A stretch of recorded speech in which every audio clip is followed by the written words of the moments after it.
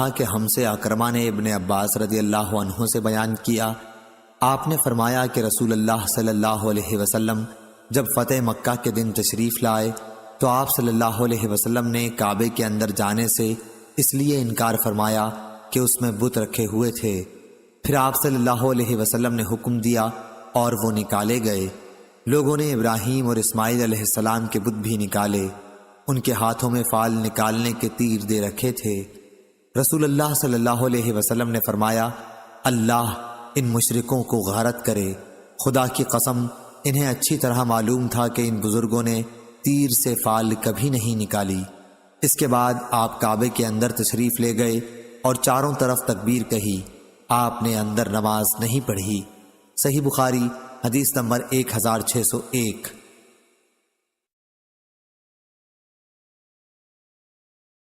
حماد بن زید نے بیان کیا، ان سے ایوب سختیانی نے، ان سے سعید بن جبیر نے اور ان سے ابن عباس رضی اللہ عنہ نے بیان کیا کہ عمرۃ القضاء 7 ہجری میں جب رسول اللہ صلی اللہ علیہ وسلم مکہ تشریف لائے تو مشرکوں نے کہا کہ محمد صلی اللہ علیہ وسلم آئے ہیں، ان کے ساتھ ایسے لوگ آئے ہیں جنہیں یثرب مدینہ منورہ کے بخار نے کمزور کر دیا ہے۔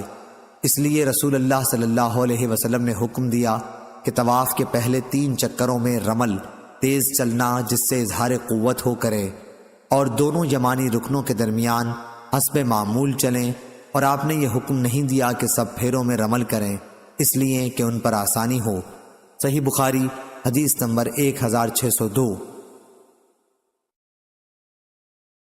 عبداللہ بن وہب نے خبر دی، انہیں یونس نے، انہیں زہری نے، انہیں سالم نے اور ان سے ان کے والد نے بیان کیا کہ میں نے رسول اللہ صلی اللہ علیہ وسلم کو دیکھا جب آپ مکہ تشریف لاتے تو پہلے طواف شروع کرتے وقت حجر اسود کو بوسہ دیتے اور 7 چکروں میں سے پہلے 3 چکروں میں رمل کرتے تھے۔ صحیح بخاری حدیث نمبر 1603۔ فلیح نے بیان کیا، ان سے نافع نے اور ان سے ابن عمر رضی اللہ عنہ نے بیان کیا کہ نبی کریم صلی اللہ علیہ وسلم نے پہلے 3 چکروں میں رمل کیا اور بقیہ 4 چکروں میں حسب معمول چلے، حج اور عمرہ دونوں میں۔ سریج کے ساتھ اس حدیث کو لیث نے روایت کیا ہے، کہا کہ مجھ سے کثیر بن فرقد نے بیان کیا، ان سے نافع نے اور ان سے ابن عمر رضی اللہ عنہ نے نبی کریم صلی اللہ علیہ وسلم کے حوالے سے۔ صحیح بخاری حدیث نمبر 1604۔ زید بن اسلم نے خبر دی، انہیں ان کے والد نے کہ عمر بن خطاب رضی اللہ عنہ نے حجر اسود کو خطاب کر کے فرمایا، بخدا مجھے خوب معلوم ہے کہ تو صرف ایک پتھر ہے جو نہ کوئی نفع پہنچا سکتا ہے نہ نقصان، اور اگر میں نے رسول اللہ صلی اللہ علیہ وسلم کو تجھے بوسہ دیتے نہ دیکھا ہوتا تو میں کبھی بوسہ نہ دیتا۔ اس کے بعد آپ نے بوسہ دیا، پھر فرمایا، اور اب ہمیں رمل کی بھی کیا ضرورت ہے، ہم نے اس کے ذریعے مشرکوں کو اپنی قوت دکھائی تھی تو اللہ نے ان کو تباہ کر دیا۔ پھر فرمایا، جو عمل رسول اللہ صلی اللہ علیہ وسلم نے کیا ہے اسے اب چھوڑنا بھی ہم پسند نہیں کرتے۔ صحیح بخاری حدیث نمبر 1605۔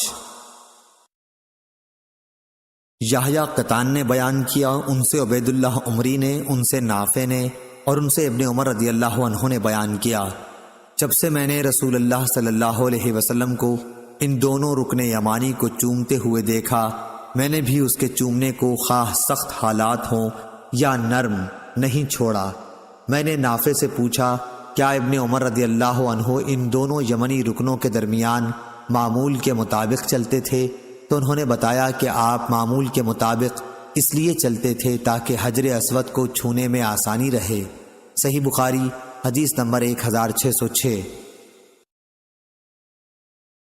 یونس نے ابن شہاب سے خبر دی، انہیں عبید اللہ بن عبداللہ نے اور ان سے ابن عباس رضی اللہ عنہ نے بیان کیا کہ نبی کریم صلی اللہ علیہ وسلم نے حجۃ الوداع کے موقع پر اپنی اونٹنی پر طواف کیا تھا اور آپ حجر اسود کا استلام ایک چھڑی کے ذریعے کر رہے تھے اور اس چھڑی کو چومتے تھے، اور یونس کے ساتھ اس حدیث کو دراوردی نے زہری کے بھتیجے سے روایت کیا اور انہوں نے اپنے چچا زہری سے۔ صحیح بخاری حدیث نمبر 1607۔ عمرو بن دینار نے خبر دی کہ ابو شاہسات نے کہا بیت اللہ کے کسی بھی حصے سے بھلا کون پرہیز کر سکتا ہے، اور معاویہ رضی اللہ عنہ چاروں رکنوں کا استلام کرتے تھے۔ اس پر حضرت عبداللہ بن عباس رضی اللہ عنہ نے ان سے کہا کہ ہم ان 2 ارکان شامی اور عراقی کا استلام نہیں کرتے، تو معاویہ رضی اللہ عنہ نے فرمایا کہ بیت اللہ کا کوئی جز ایسا نہیں جسے چھوڑ دیا جائے، اور عبداللہ بن زبیر رضی اللہ عنہ بھی تمام ارکان کا استلام کرتے تھے۔ صحیح بخاری حدیث نمبر 1608۔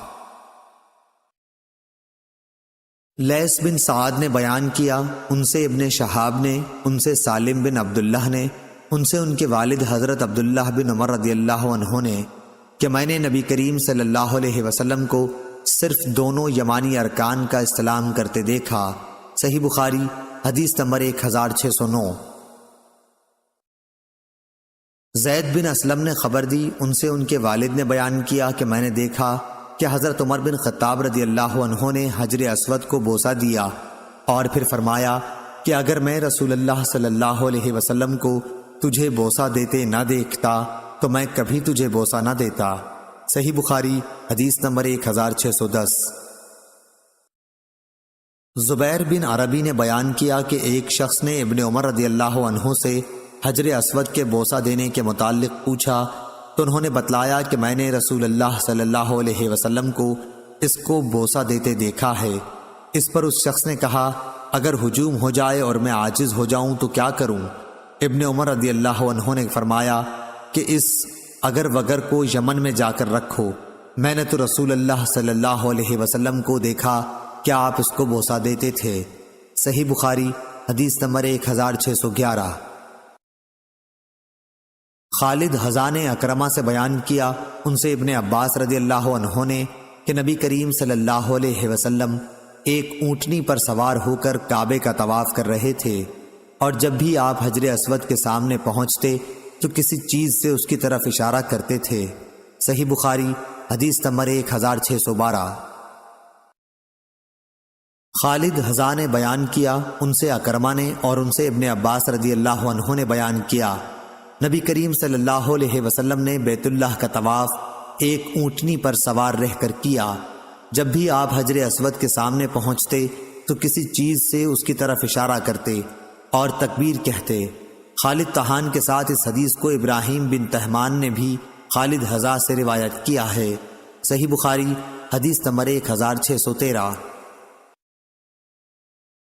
عمرو بن حارث نے محمد بن عبد الرحمن ابو الاسود سے خبر دی، انہوں نے کہا کہ میں نے عروہ سے حج کا مسئلہ پوچھا تو انہوں نے فرمایا کہ عائشہ رضی اللہ عنہا نے مجھے خبر دی تھی کہ نبی کریم صلی اللہ علیہ وسلم جب مکہ تشریف لائے تو سب سے پہلا کام آپ نے یہ کیا کہ وضو کیا، پھر طواف کیا، اور طواف کرنے سے عمرہ نہیں ہوا۔ اس کے بعد ابو بکر اور حضرت عمر رضی اللہ عنہ نے بھی اسی طرح حج کیا۔ پھر عروہ نے کہا کہ میں نے اپنے والد زبیر کے ساتھ حج کیا، انہوں نے بھی سب سے پہلے طواف کیا۔ مہاجرین اور انصار کو بھی میں نے اسی طرح کرتے دیکھا تھا۔ میری والدہ اسماء بنت ابی بکر رضی اللہ عنہا نے بھی مجھے بتایا کہ انہوں نے اپنی بہن عائشہ رضی اللہ عنہا اور زبیر اور فلاں فلاں کے ساتھ عمرے کا احرام باندھا تھا۔ جب ان لوگوں نے حجر اسود کو بوسہ دے لیا تو احرام کھول ڈالا تھا۔ صحیح بخاری حدیث نمبر 1614 1615۔ موسیٰ بن عقبہ نے بیان کیا، انہوں نے نافع سے بیان کیا اور ان سے حضرت عبداللہ بن عمر رضی اللہ عنہ نے بیان کیا کہ رسول اللہ صلی اللہ علیہ وسلم نے مکہ آنے کے بعد سب سے پہلے حج اور عمرے کا طواف کیا تھا۔ اس کے 3 چکروں میں آپ نے سعی رمل کی اور باقی 4 میں حسب معمول چلے، پھر طواف کی 2 رکعت نماز پڑھی اور صفا مروہ کی سعی کی۔ صحیح بخاری حدیث نمبر 1616۔ انس بن عیاض نے بیان کیا، ان سے عبید اللہ عمری نے، ان سے نافع نے اور ان سے عبداللہ بن عمر رضی اللہ عنہ نے کہ نبی کریم صلی اللہ علیہ وسلم جب بیت اللہ کا پہلا طواف یعنی طواف قدوم کرتے تو اس کے 3 چکروں میں آپ دوڑ کر چلتے اور 4 میں معمول کے موافق چلتے، پھر جب صفا اور مروہ کی سعی کرتے تو بطن مسیل وادی میں دوڑ کر چلتے۔ صحیح بخاری حدیث نمبر 1617۔ ابن جریج نے بیان کیا اور انہیں عطا نے خبر دی کہ جب وہ ہشام بن عبد الملک کی طرف سے مکے کا حاکم تھا نے عورتوں کو مردوں کے ساتھ طواف کرنے سے منع کر دیا، تو اس سے انہوں نے کہا کہ تم کس دلیل پر عورتوں کو اس سے منع کر رہے ہو، جبکہ رسول اللہ صلی اللہ علیہ وسلم کی پاک بیویوں نے مردوں کے ساتھ طواف کیا تھا۔ ابن جریج نے پوچھا، یہ پردہ کی آیت نازل ہونے کے بعد کا واقعہ ہے یا اس سے پہلے کا؟ انہوں نے کہا، میری عمر کی قسم، میں نے انہیں پردے کی آیت نازل ہونے کے بعد دیکھا۔ اس پر ابن جریج نے پوچھا کہ پھر مرد عورت مل جل جاتے تھے؟ انہوں نے فرمایا کہ اختلاط نہیں ہوتا تھا۔ عائشہ رضی اللہ عنہا مردوں سے الگ رہ کر ایک الگ کونے میں طواف کرتی تھیں، ان کے ساتھ مل کر نہیں کرتی تھیں۔ ایک عورت وقرہ نامی نے ان سے کہا، ام المومنین، چلیے حجر اسود کو بوسہ دیں، تو آپ نے انکار کر دیا اور کہا، تو جا چوم، میں نہیں چومتی۔ اور ازواج مطہرات رات میں پردہ کر کے نکلتی تھیں کہ پہچانی نہ جاتیں، اور مردوں کے ساتھ طواف کرتی تھیں۔ البتہ عورتیں جب کعبے کے اندر جانا چاہتیں تو اندر جانے سے پہلے باہر کھڑی ہو جاتی، اور مرد باہر آ جاتے تو وہ اندر جاتی۔ میں اور عبید بن عمیر عائشہ رضی اللہ عنہا کی خدمت میں اس وقت حاضر ہوئے جب آپ صبیر پہاڑ پر ٹھہری ہوئی تھیں جو مزدلفہ میں ہے۔ ابن جریج نے کہا کہ میں نے عطا سے پوچھا کہ اس وقت پردہ کس چیز سے تھا؟ عطا نے بتایا کہ ایک ترقی قبا میں ٹھہری ہوئی تھی، اس پر پردہ پڑا ہوا تھا، ہمارے اور ان کے درمیان اس کے سوا اور کوئی چیز حائل نہ تھی۔ اس وقت میں نے دیکھا کہ ان کے بدن پر ایک گلابی رنگ کا کرتا تھا۔ صحیح بخاری حدیث نمبر 1618۔ عروہ بن زبیر نے بیان کیا، ان سے زینب بنت ابی سلمہ نے ان سے نبی کریم صلی اللہ علیہ وسلم کی زوجہ مطہرہ ام سلمہ رضی اللہ عنہا نے بیان کیا۔ انہوں نے کہا کہ میں نے رسول اللہ صلی اللہ علیہ وسلم سے اپنے بیمار ہونے کی شکایت کی کہ میں پیدل طواف نہیں کر سکتی، تو آپ نے فرمایا کہ سواری پر چڑھ کر اور لوگوں سے علیحدہ رہ کر طواف کر لے۔ چنانچہ میں نے عام لوگوں سے الگ رہ کر طواف کیا۔ اس وقت رسول اللہ صلی اللہ علیہ وسلم کعبے کے بازو میں نماز پڑھ رہے تھے، اور آپ سورہ والطور وکتاب مسطور قرأت کر رہے تھے۔ صحیح بخاری حدیث نمبر 1619۔ طاؤس نے خبر دی اور انہیں ابن عباس رضی اللہ عنہ نے کہ نبی کریم صلی اللہ علیہ وسلم کعبے کا طواف کرتے ہوئے ایک ایسے شخص کے پاس سے گزرے جس نے اپنا ہاتھ ایک دوسرے شخص کے ہاتھ سے تسمہ یا رسی یا کسی اور چیز سے باندھ رکھا تھا۔ نبی کریم صلی اللہ علیہ وسلم نے اپنے ہاتھ سے اسے کاٹ دیا اور پھر فرمایا کہ اگر ساتھ ہی چلنا ہے تو ہاتھ پکڑ کے چلو۔ صحیح بخاری حدیث نمبر 1620۔ ابن جریج نے بیان کیا، ان سے سلیمان اہول نے، ان سے طاؤس نے اور ان سے ابن عباس رضی اللہ عنہ نے کہ رسول اللہ صلی اللہ علیہ وسلم نے دیکھا کہ ایک شخص کعبے کا طواف رسی یا کسی اور چیز کے ذریعے کر رہا ہے، تو آپ نے اسے کاٹ دیا۔ صحیح بخاری حدیث نمبر 1621۔ حمید بن عبد الرحمن نے بیان کیا اور انہیں ابو ہریرہ رضی اللہ عنہ نے خبر دی کہ ابو بکر صدیق رضی اللہ تعالی عنہ نے اس حج کے موقع پر جس کا امیر رسول اللہ صلی اللہ علیہ وسلم نے انہیں بنایا تھا، انہیں 10ویں تاریخ کو ایک مجمع کے سامنے یہ اعلان کرنے کے لیے بھیجا تھا کہ اس سال کے بعد کوئی مشرک حج بیت اللہ نہیں کر سکتا اور نہ کوئی ننگا رہ کر طواف کر سکتا ہے۔ صحیح بخاری حدیث نمبر 1622۔ سفیان بن عینہ نے بیان کیا، ان سے عمروں نے بیان کیا، انہوں نے کہا کہ ہم نے عبداللہ بن عمر رضی اللہ عنہ سے پوچھا کہ کیا کوئی عمرے میں صفا مروہ کی سعی سے پہلے اپنی بیوی سے ہم بستر ہو سکتا ہے؟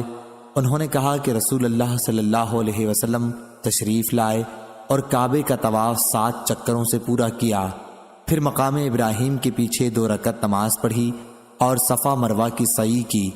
پھر عبداللہ بن عمر رضی اللہ عنہ نے فرمایا کہ تمہارے لیے رسول اللہ صلی اللہ علیہ وسلم کے طریقے میں بہترین نمونہ ہے۔ صحیح بخاری حدیث نمبر 1623۔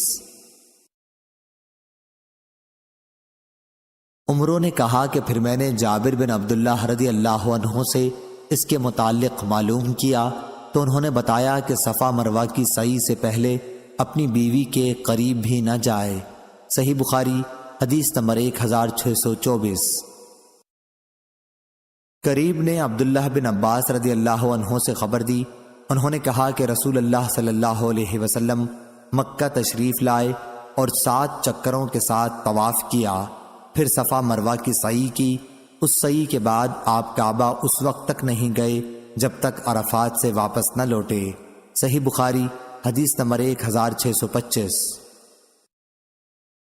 امام مالک رحمہ اللہ نے خبر دی، انہیں محمد بن عبد الرحمن نے، انہیں عروہ نے، انہیں زینب نے اور انہیں ام المومنین حضرت ام سلمہ رضی اللہ عنہا نے کہ میں نے رسول اللہ صلی اللہ علیہ وسلم سے شکایت کی۔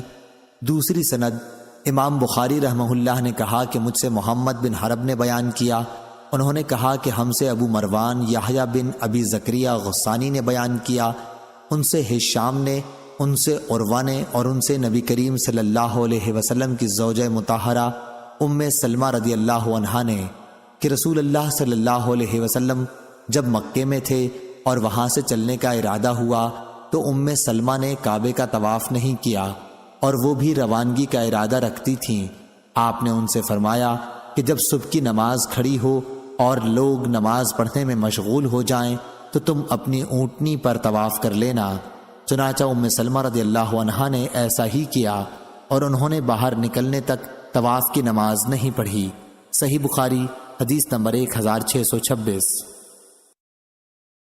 عمرو بن دینار نے بیان کیا، انہوں نے کہا کہ میں نے ابن عمر رضی اللہ عنہ سے سنا، انہوں نے کہا کہ نبی کریم صلی اللہ علیہ وسلم مکے میں تشریف لائے تو آپ نے خانہ کعبہ کا 7 چکروں سے طواف کیا اور مقام ابراہیم کے پیچھے 2 رکعت نماز پڑھی، پھر صفا کی طرف سعی کرنے گئے اور اللہ تعالیٰ نے فرمایا ہے کہ تمہارے لیے رسول اللہ صلی اللہ علیہ وسلم کی زندگی بہترین نمونہ ہے۔ صحیح بخاری حدیث نمبر 1627۔ یزید بن زری نے بیان کیا، ان سے حبیب نے، ان سے عطا نے، ان سے عروہ نے، ان سے ام المومنین حضرت عائشہ صدیقہ رضی اللہ عنہا نے کہ کچھ لوگوں نے صبح کی نماز کے بعد کعبے کا طواف کیا، پھر ایک وعظ کرنے والے کے پاس بیٹھ گئے اور جب سورج نکلنے لگا تو وہ لوگ نماز طواف کی 2 رکعت پڑھنے کے لیے کھڑے ہو گئے۔ اس پر حضرت عائشہ رضی اللہ عنہا نے ناگواری کے ساتھ فرمایا، جب سے تو یہ لوگ بیٹھے تھے اور جب وہ وقت آیا کہ جس میں نماز مکروہ ہے تو نماز کے لیے کھڑے ہو گئے۔ صحیح بخاری حدیث نمبر 1628۔ موسیٰ بن عقبہ نے بیان کیا، ان سے نافع نے کہ عبداللہ بن عمر رضی اللہ عنہ نے فرمایا، میں نے نبی کریم صلی اللہ علیہ وسلم سے سنا ہے، آپ صلی اللہ علیہ وسلم سورج طلوع ہوتے اور غروب ہوتے وقت نماز پڑھنے سے روکتے تھے۔ صحیح بخاری حدیث نمبر 1629۔ عبدالعزیز بن رفیع نے بیان کیا، کہا کہ میں نے عبداللہ بن زبیر رضی اللہ عنہ کو دیکھا کہ آپ فجر کی نماز کے بعد طواف کر رہے تھے اور پھر آپ نے 2 رکعت طواف کی نماز پڑھی۔ صحیح بخاری حدیث نمبر 1630۔ عبدالعزیز نے بیان کیا کہ میں نے عبداللہ بن زبیر رضی اللہ عنہ کو عصر کے بعد بھی 2 رکعت نماز پڑھتے دیکھا تھا۔ وہ بتاتے تھے کہ عائشہ رضی اللہ عنہا نے ان سے بیان کیا کہ رسول اللہ صلی اللہ علیہ وسلم جب بھی ان کے گھر آتے عصر کے بعد تو یہ 2 رکعت ضرور پڑھتے تھے۔ صحیح بخاری حدیث نمبر 1631۔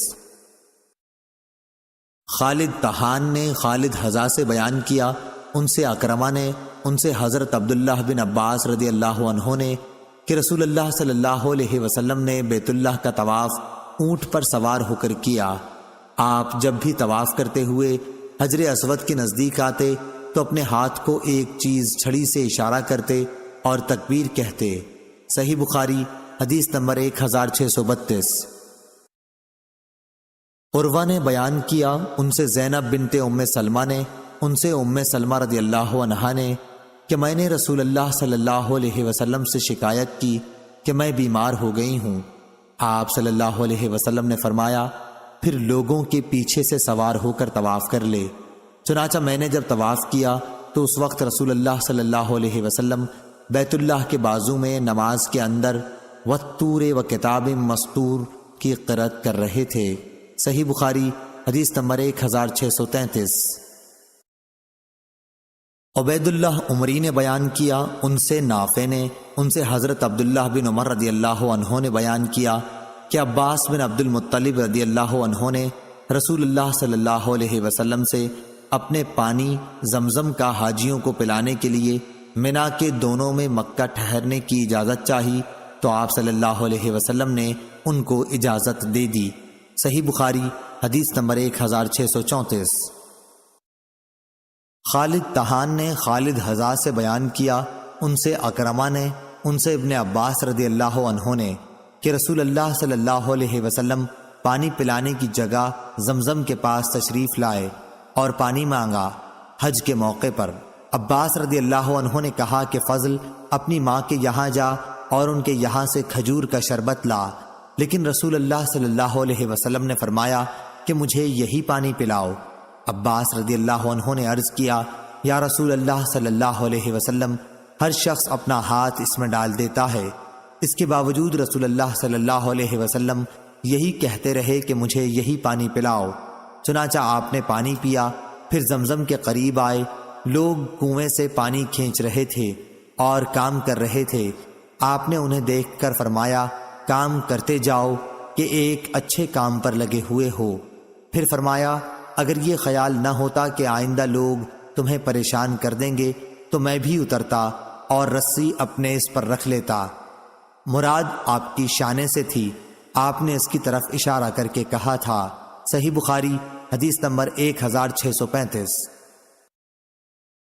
یونس نے خبر دی، انہیں ظاہری نے، انہوں نے کہا کہ ہم سے انس بن مالک رضی اللہ عنہ نے بیان کیا کہ ابو ذر رضی اللہ عنہ نے بیان کیا کہ رسول اللہ صلی اللہ علیہ وسلم نے فرمایا، جب میں مکے میں تھا تو میری گھر کی چھت کھلی اور جبرائیل علیہ السلام نازل ہوئے۔ انہوں نے میرا سینہ چاک کیا اور اسے زمزم کے پانی سے دھویا۔ اس کے بعد ایک سونے کا تشت لائے جو حکمت اور ایمان سے بھرا ہوا تھا، اسے انہوں نے میرے سینے میں ڈال دیا اور پھر سینہ بند کر دیا۔ اب وہ مجھے ہاتھ سے پکڑ کر آسمان دنیا کی طرف لے چلے۔ آسمان دنیا کے دارغہ سے جبریل علیہ السلام نے کہا، دروازہ کھولو۔ انہوں نے دریافت کیا، کون صاحب ہیں؟ کہا، جبریل علیہ السلام۔ صحیح بخاری حدیث نمبر 1636۔ مروان بن معاویہ فزاری نے خبر دی، انہیں عاصم نے اور انہیں شعبی نے کہ حضرت عبداللہ بن عباس رضی اللہ عنہ نے ان سے بیان کیا، کہا کہ میں نے رسول اللہ صلی اللہ علیہ وسلم کو زمزم کا پانی پلایا تھا، آپ نے پانی کھڑے ہو کر پیا تھا۔ عاصم نے بیان کیا کہ اکرمہ نے قسم کھا کر کہا کہ آن حضرت صلی اللہ علیہ وسلم اس دن اونٹ پر سوار تھے۔ صحیح بخاری حدیث نمبر 1637۔ امام مالک نے ابن شہاب سے خبر دی، انہیں عروہ نے اور ان سے عائشہ رضی اللہ تعالی عنہا نے کہا کہ حجۃ الوداع میں ہم رسول اللہ صلی اللہ علیہ وسلم کے ساتھ مدینے سے نکلے اور ہم نے عمرے کا احرام باندھا۔ پھر آن حضور صلی اللہ علیہ وسلم نے فرمایا کہ جس کے ساتھ قربانی کا جانور ہو وہ حج اور عمرہ دونوں کا ایک ساتھ احرام باندھے، ایسے لوگ دونوں کے احرام سے ایک ساتھ حلال ہوں گے۔ میں بھی مکے آئی تھی لیکن مجھے حیض آ گیا تھا، اس لیے جب ہم نے حج کے کام پورے کر لیے تو آن حضور صلی اللہ علیہ وسلم نے مجھے عبد الرحمن کے ساتھ تنعیم کی طرف بھیجا۔ میں نے وہاں سے عمرے کا احرام باندھا۔ آن حضور صلی اللہ علیہ وسلم نے فرمایا، یہ تمہارے اس عمرے کے بدلے میں ہے جسے تم نے حیض کی وجہ سے چھوڑ دیا تھا۔ جن لوگوں نے عمرے کا احرام باندھا تھا انہوں نے سعی کے بعد احرام کھول دیا اور دوسرا طواف منا سے واپسی پر کیا، لیکن جن لوگوں نے حج اور عمرے کا احرام ایک ساتھ باندھا تھا انہوں نے صرف ایک طواف کیا۔ صحیح بخاری حدیث نمبر 1638۔ اسماعیل بن علیہ نے بیان کیا، ان سے ایوب سختیانی نے، ان سے نافع نے کہ ابن عمر رضی اللہ عنہ کے لڑکے عبداللہ بن عبداللہ ان کے یہاں گئے۔ حج کے لیے سواری گھر میں کھڑی ہوئی تھی۔ انہوں نے کہا کہ مجھے خطرہ ہے کہ اس سال مسلمانوں میں آپس میں لڑائی ہو جائے گی اور آپ کو وہ بیت اللہ سے روک دیں گے، اس لیے اگر آپ نہ جاتے تو بہتر ہوتا۔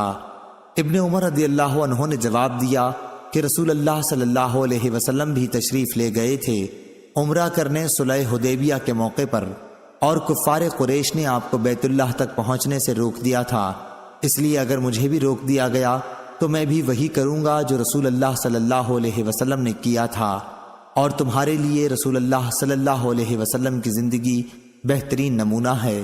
پھر آپ نے فرمایا کہ میں تمہیں گواہ بناتا ہوں کہ میں نے اپنے عمرے کے ساتھ حج اپنے اوپر واجب کر لیا ہے۔ انہوں نے بیان کیا کہ پھر آپ مکہ آئے اور دونوں عمرہ اور حج کے لیے ایک ہی طواف کیا۔ صحیح بخاری حدیث نمبر 1639۔ لیث بن سعد نے نافع سے بیان کیا کہ جس سال حجاج عبداللہ بن زبیر رضی اللہ عنہ کے مقابلے میں لڑنے آیا تھا، عبداللہ بن عمر رضی اللہ عنہ نے جب اس سال حج کا ارادہ کیا تو آپ سے کہا گیا کہ مسلمانوں میں باہم جنگ ہونے والی ہے اور یہ بھی خطرہ ہے کہ آپ کو حج سے روک دیا جائے۔ آپ نے فرمایا تمہارے لیے رسول اللہ صلی اللہ علیہ وسلم کی زندگی بہترین نمونہ ہے، ایسے وقت میں بھی وہی کام کروں گا جو رسول اللہ صلی اللہ علیہ وسلم نے کیا تھا۔ تمہیں گواہ بناتا ہوں کہ میں نے اپنے اوپر عمرہ واجب کر لیا ہے۔ پھر آپ چلے اور جب بیدا کے میدان میں پہنچے تو آپ نے فرمایا کہ حج اور عمرہ تو ایک ہی طرح کے ہیں، میں تمہیں گواہ بناتا ہوں کہ میں نے اپنے عمرے کے ساتھ حج بھی واجب کر لیا ہے۔ آپ نے ایک قربانی بھی ساتھ لے لی جو مقام قدید سے خریدی تھی، اس کے سوا اور کچھ نہیں کیا۔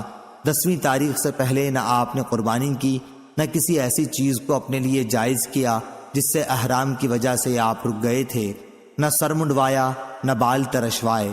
10ویں تاریخ میں آپ نے قربانی کی اور بال منڈوائے۔ آپ کا یہی خیال تھا کہ آپ نے ایک طواف سے حج اور عمرہ دونوں کا طواف ادا کر لیا ہے۔ عبداللہ بن عمر رضی اللہ عنہ نے فرمایا کہ رسول اللہ صلی اللہ علیہ وسلم نے بھی اسی طرح کیا تھا۔ صحیح بخاری حدیث نمبر 1640۔ عمرو بن حارث نے خبر دی، انہیں محمد بن عبد الرحمن بن نوفل قرشی نے، انہوں نے عروہ بن زبیر سے پوچھا تھا۔ عروہ نے کہا کہ نبی کریم صلی اللہ علیہ وسلم نے جیسا کہ معلوم ہے حج کیا تھا۔ مجھے ام المومنین حضرت عائشہ صدیقہ رضی اللہ عنہا نے اس کے متعلق خبر دی کہ جب آپ مکہ معظمہ آئے تو سب سے پہلا کام یہ کیا کہ آپ نے وضو کیا، پھر کعبے کا طواف کیا۔ یہ آپ کا عمرہ نہیں تھا۔ اس کے بعد ابو بکر رضی اللہ عنہ نے حج کیا اور آپ نے بھی سب سے پہلے کعبے کا طواف کیا، جبکہ یہ آپ کا بھی عمرہ نہیں تھا۔ عمر رضی اللہ عنہ نے بھی اسی طرح کیا۔ پھر عثمان رضی اللہ عنہ نے حج کیا۔ میں نے دیکھا کہ سب سے پہلے آپ نے بھی کعبے کا طواف کیا، آپ کا بھی یہ عمرہ نہیں تھا۔ پھر معاویہ اور عبداللہ بن عمر رضی اللہ عنہ کا زمانہ آیا، پھر میں نے اپنے والد زبیر بن عوام رضی اللہ عنہ کے ساتھ بھی حج کیا۔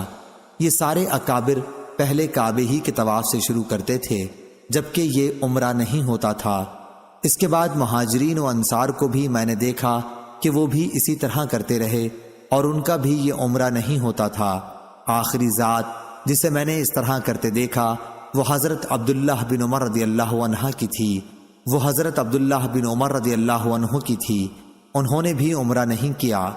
ابن عمر رضی اللہ عنہ بھی موجود ہیں، لیکن ان سے لوگ اس کے متعلق پوچھتے نہیں۔ اسی طرح جو حضرات گزر گئے ان کا بھی مکے میں داخل ہوتے ہی سب سے پہلا قدم طواف کے لیے اٹھتا تھا، پھر یہ بھی احرام نہیں کھولتے تھے۔ میں نے اپنی والدہ اسماء بنت ابی بکر رضی اللہ عنہا اور خالہ عائشہ صدیقہ رضی اللہ عنہا کو بھی دیکھا کہ جب وہ آتیں تو سب سے پہلے طواف کرتیں اور یہ اس کے بعد احرام نہیں کھولتی تھیں۔ صحیح بخاری حدیث نمبر 1641۔ اور مجھے میری والدہ نے خبر دی کہ انہوں نے اپنی بہن اور زبیر اور فلاں فلاں رضی اللہ عنہم کے ساتھ عمرہ کیا ہے۔ یہ سب لوگ حجر اسود کا بوسہ لیتے تو عمرے کا احرام کھول دیتے۔ صحیح بخاری حدیث نمبر 1642۔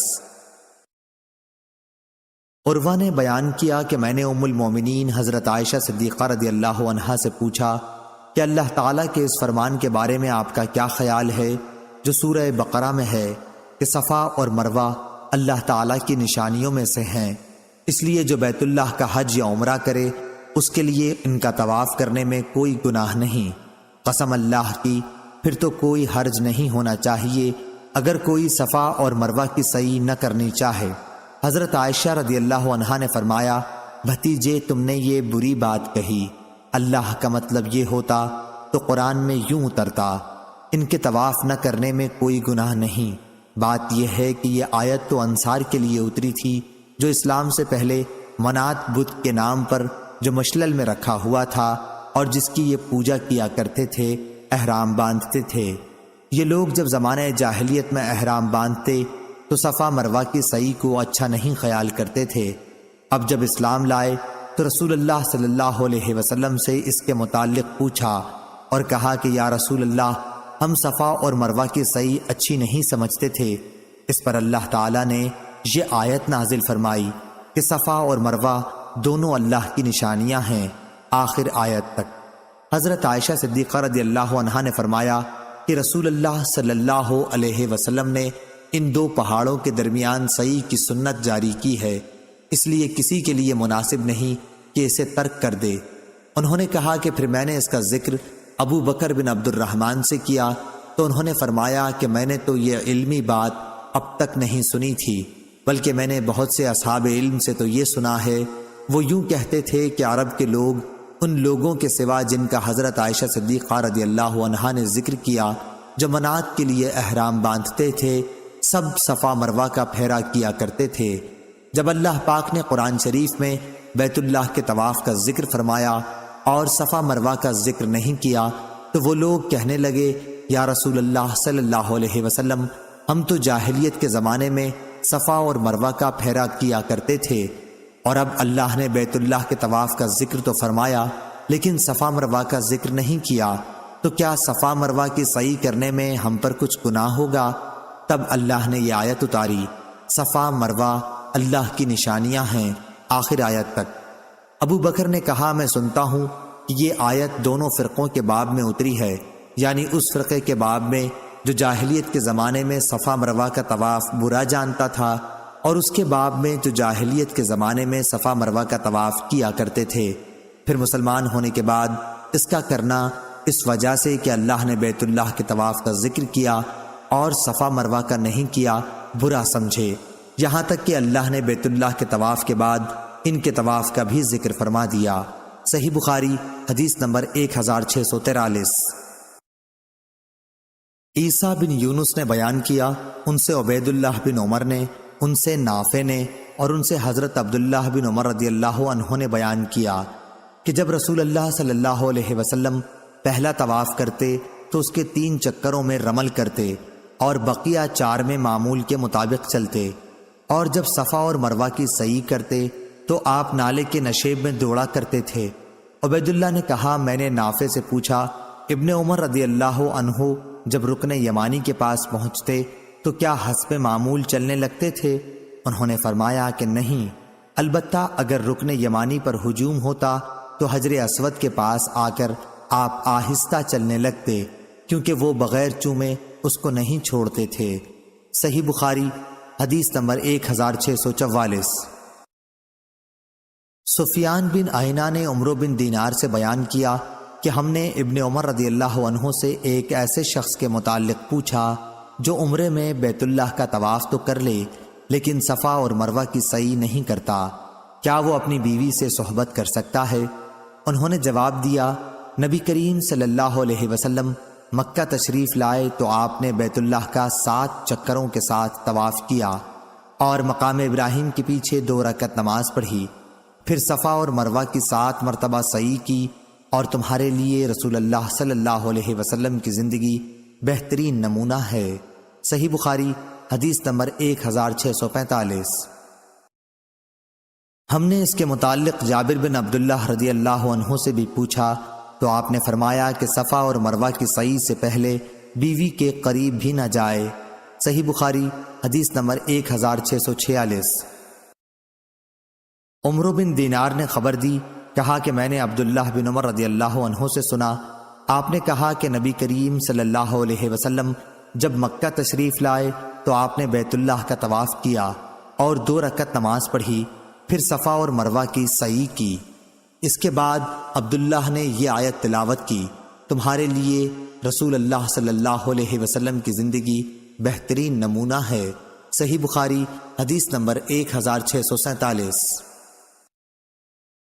عاصم احول نے خبر دی، انہوں نے کہا کہ میں نے انس بن مالک رضی اللہ عنہ سے پوچھا، کیا آپ لوگ صفا اور مروہ کی سعی کو برا سمجھتے تھے؟ انہوں نے فرمایا ہاں، کیونکہ یہ عہد جاہلیت کا شعار تھا، یہاں تک کہ اللہ تعالیٰ نے یہ آیت نازل فرما دی، صفا اور مروہ اللہ کی نشانیاں ہیں، پس جو کوئی بیت اللہ کا حج یا عمرہ کرے اس پر ان کی سعی کرنے میں کوئی گناہ نہیں ہے۔ صحیح بخاری حدیث نمبر 1648۔ سفیان بن عینہ نے بیان کیا، ان سے عمرو بن دینار نے، ان سے عطا بن ابی رباح نے اور ان سے عبداللہ بن عباس رضی اللہ عنہ نے کہ رسول اللہ صلی اللہ علیہ وسلم نے بیت اللہ کا طواف اور صفا مروہ کی سعی اس طرح کی کہ مشرکین کو آپ اپنی قوت دکھلا سکیں۔ حمیدی نے یہ اضافہ کیا ہے کہ ہم سے سفیان بن عینہ نے بیان کیا، ان سے عمرو بن دینار نے بیان کیا، کہا کہ میں نے عطا سے سنا اور انہوں نے ابن عباس رضی اللہ عنہ سے یہی حدیث سنی۔ صحیح بخاری حدیث نمبر 1649۔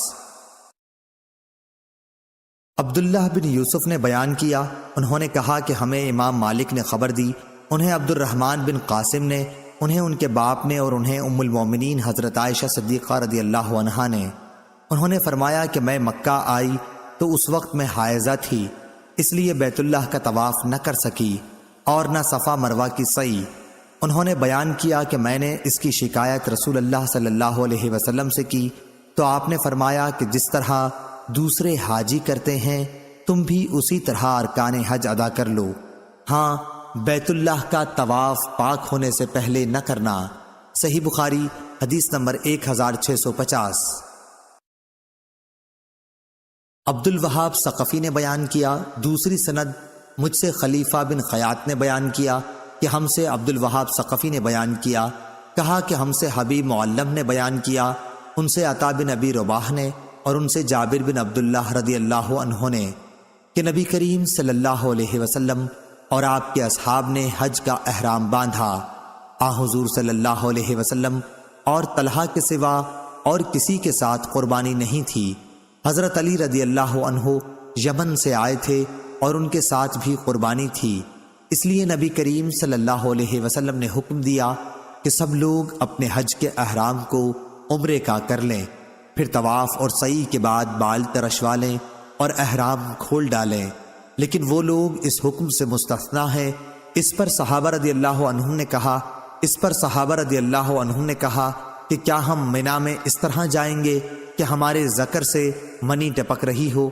یہ بات جب رسول اللہ صلی اللہ علیہ وسلم کو معلوم ہوئی تو آپ نے فرمایا، اگر مجھے پہلے معلوم ہوتا تو میں قربانی کا جانور ساتھ نہ لاتا، اور جب قربانی کا جانور ساتھ نہ ہوتا تو میں بھی عمرہ اور حج کے درمیان احرام کھول ڈالتا۔ اور عائشہ رضی اللہ عنہا اس حج میں حائضہ ہو گئی تھیں، اس لیے انہوں نے بیت اللہ کے طواف کے سوا اور دوسرے ارکان حج ادا کیے، پھر جب پاک ہو لیں تو طواف بھی کیا۔ انہوں نے رسول اللہ صلی اللہ علیہ وسلم سے شکایت کی کہ آپ سب لوگ تو حج اور عمرہ دونوں کر کے جا رہے ہیں، لیکن میں نے صرف حج ہی کیا ہے۔ چنانچہ رسول اللہ صلی اللہ علیہ وسلم نے عبد الرحمن بن ابی بکر کو حکم دیا کہ انہیں تنعیم لے جائیں اور وہاں سے عمرے کا احرام باندھیں۔ اس طرح عائشہ رضی اللہ عنہا نے حج کے بعد عمرہ کیا۔ صحیح بخاری حدیث نمبر 1651۔ اسماعیل بن علیہ نے بیان کیا، ان سے ایوب سختیانی نے اور ان سے حفصہ بنت سیرین نے بیان کیا کہ ہم اپنی کنواری لڑکیوں کو باہر نکلنے سے روکتے تھے، پھر ایک خاتون آئیں اور بنی خلف کے محل میں جو بصرے میں تھا ٹھہریں۔ انہوں نے بیان کیا کہ ان کی بہن ام عطیہ رضی اللہ عنہا نبی کریم صلی اللہ علیہ وسلم کے ایک صحابی کے گھر میں تھیں۔ ان کے شوہر نے حضرت صلی اللہ علیہ وسلم کے ساتھ 12 جہاد کیے تھے اور میری بہن 6 جہادوں میں ان کے ساتھ رہی تھیں۔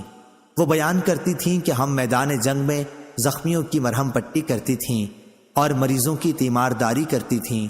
میری بہن نے رسول اللہ صلی اللہ علیہ وسلم سے پوچھا کہ اگر ہمارے پاس چادر نہ ہو تو کیا کوئی حرج ہے اگر ہم عیدگاہ جانے کے لیے باہر نہ نکلیں؟ حضور صلی اللہ علیہ وسلم نے فرمایا، اس کی سہیلی کو اپنی چادر اسے اوڑھا دینی چاہیے اور پھر مسلمانوں کی دعا اور نیک کاموں میں شرکت کرنی چاہیے۔ پھر جب ام عطیہ رضی اللہ عنہا خود بصرہ آئیں تو میں نے ان سے بھی یہی پوچھا یا یہ کہا کہ ہم نے ان سے پوچھا۔ انہوں نے بیان کیا کہ ام عطیہ رضی اللہ عنہا جب بھی رسول اللہ صلی اللہ علیہ وسلم کا ذکر کرتی کہتی میرے باپ آپ پر فدا ہوں۔ ہاں، تو میں نے ان سے پوچھا کیا آپ نے رسول اللہ صلی اللہ علیہ وسلم سے اس طرح سنا ہے؟ انہوں نے فرمایا کہ ہاں، میرے باپ آپ پر فدا ہوں۔ انہوں نے کہا کہ رسول اللہ صلی اللہ علیہ وسلم نے فرمایا کنواری لڑکیاں اور پردے والیاں بھی باہر نکلیں، یا یہ فرمایا کہ پردے والی دوشیزائیں اور حائضہ عورتیں سب باہر نکلیں اور مسلمانوں کی دعا اور خیر کے کاموں میں شرکت کریں، لیکن حائضہ عورتیں نماز کی جگہ سے الگ رہیں۔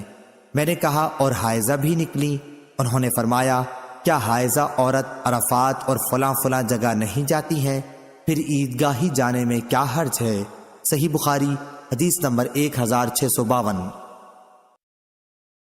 سفیان ثوری نے عبدالعزیز بن رفیع کے واسطے سے بیان کیا، کہا کہ میں نے انس بن مالک رضی اللہ عنہ سے پوچھا کہ رسول اللہ صلی اللہ علیہ وسلم نے ظہر اور عصر کی نماز 8ویں ذی الحج میں کہاں پڑھی تھی؟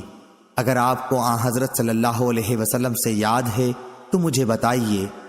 انہوں نے جواب دیا کہ منی میں۔ میں نے پوچھا کہ 12ویں تاریخ کو عصر کہاں پڑھی تھی؟ فرمایا کہ محصب میں۔ پھر انہوں نے فرمایا کہ جس طرح تمہارے حکام کرتے ہیں اسی طرح تم بھی کرو۔ صحیح بخاری حدیث نمبر 1653۔ عبدالعزیز بن رفیع نے بیان کیا، کہا کہ میں انس رضی اللہ عنہ سے ملا۔ دوسری سند امام بخاری رحمہ اللہ نے کہا اور مجھ سے اسماعیل بن ابان نے بیان کیا، کہا کہ ہم سے ابو بکر بن عیاش نے بیان کیا، ان سے عبدالعزیز نے کہا کہ میں 8ویں تاریخ کو منی گیا تو وہاں انس رضی اللہ عنہ سے ملا۔ وہ گدھی پر سوار ہو کر جا رہے تھے۔ میں نے پوچھا نبی کریم صلی اللہ علیہ وسلم نے اس دن ظہر کی نماز کہاں پڑھی تھی؟ انہوں نے فرمایا دیکھو جہاں تمہارے حاکم لوگ نماز پڑھیں وہیں تم بھی پڑھو۔ صحیح بخاری حدیث نمبر 1654۔ یونس نے ابن شہاب سے خبر دی، کہا کہ مجھے عبید اللہ بن عبداللہ بن عمر نے اپنے باپ سے خبر دی کہ رسول کریم صلی اللہ علیہ وسلم نے منی میں 2 رکعات پڑھیں اور ابو بکر اور عمر رضی اللہ عنہ بھی ایسا کرتے رہے، اور عثمان رضی اللہ عنہ بھی خلافت کے شروع ایام میں 2 ہی رکعت پڑھتے تھے۔ صحیح بخاری حدیث نمبر 1655۔ حارثہ بن وہب خزائی رضی اللہ عنہ نے بیان کیا کہ نبی کریم صلی اللہ علیہ وسلم نے منی میں ہمیں 2 رکعات پڑھائیں۔ ہمارا شمار اس وقت سب وقتوں سے زیادہ تھا اور ہم اتنے بے ڈر کسی وقت میں نہ تھے، اس کے باوجود ہم کو نماز قصر پڑھائی۔ صحیح بخاری حدیث نمبر 1656۔ عبداللہ بن مسعود رضی اللہ عنہ نے بیان کیا کہ میں نے نبی کریم صلی اللہ علیہ وسلم کے ساتھ منی میں 2 رکعت نماز پڑھی اور ابو بکر رضی اللہ عنہ کے ساتھ بھی 2 ہی رکعت پڑھی اور عمر رضی اللہ عنہ کے ساتھ بھی 2 ہی رکعت، لیکن پھر ان کے بعد تم میں اختلاف ہو گیا تو کاش ان 4 رکعتوں کے بدلے مجھ کو 2 رکعات ہی نصیب ہوتی جو اللہ کے ہاں قبول ہو جائیں۔ صحیح بخاری حدیث نمبر 1657۔ سالم ابو نصر نے بیان کیا، کہا کہ میں نے ام فضل کے غلام عمیر سے سنا، انہوں نے ام فضل رحمۃ اللہ علیہم سے کہ عرفہ کے دن لوگوں کو رسول اللہ صلی اللہ علیہ وسلم کے روزے کے متعلق شک ہوا، اس لیے میں نے آپ کے پینے کو کچھ بھیجا جسے آپ نے پی لیا۔ صحیح بخاری حدیث نمبر 1658۔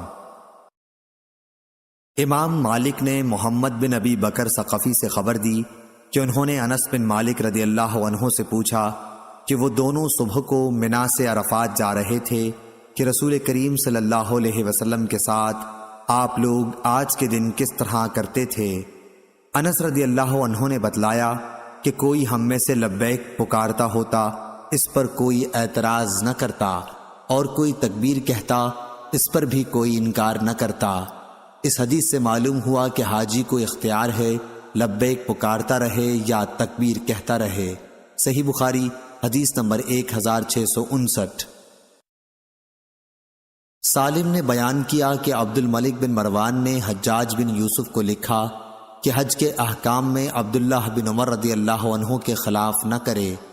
سالم نے کہا کہ عبداللہ بن عمر رضی اللہ عنہ عرفہ کے دن سورج ڈھلتے ہی تشریف لائے، میں بھی ان کے ساتھ تھا۔ آپ نے حجاج کے خیمے کے پاس بلند آواز سے پکارا۔ حجاج باہر نکلا، اس کے بدن پر ایک قسم میں رنگی ہوئی چادر تھی۔ اس نے پوچھا، ابو عبد الرحمن کیا بات ہے؟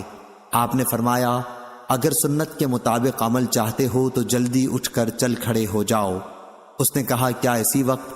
عبداللہ نے فرمایا کہ ہاں اسی وقت۔ حجاج نے کہا کہ پھر تھوڑی سی مہلت دیجئے کہ میں اپنے سر پر پانی ڈال لوں، یعنی غسل کر لوں، پھر نکلتا ہوں۔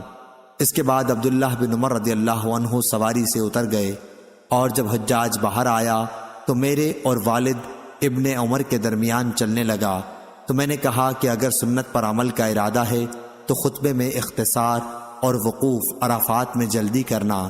اس بات پر وہ عبداللہ بن عمر رضی اللہ عنہ کی طرف دیکھنے لگا۔ حضرت عبداللہ بن عمر رضی اللہ عنہ نے کہا کہ یہ سچ کہتا ہے۔ صحیح بخاری حدیث نمبر 1660۔ عبداللہ بن مسلمہ قامبی نے بیان کیا، ان سے امام مالک رحمہ اللہ نے، ان سے ابو نضر نے، ان سے عبداللہ بن عباس رضی اللہ عنہ کے غلام عمیر نے، ان سے ام فضل بنت حارث رضی اللہ عنہا نے کہ ان کے یہاں لوگوں کو عرفات کے دن رسول اللہ صلی اللہ علیہ وسلم کے روزے سے متعلق کچھ اختلاف ہو گیا۔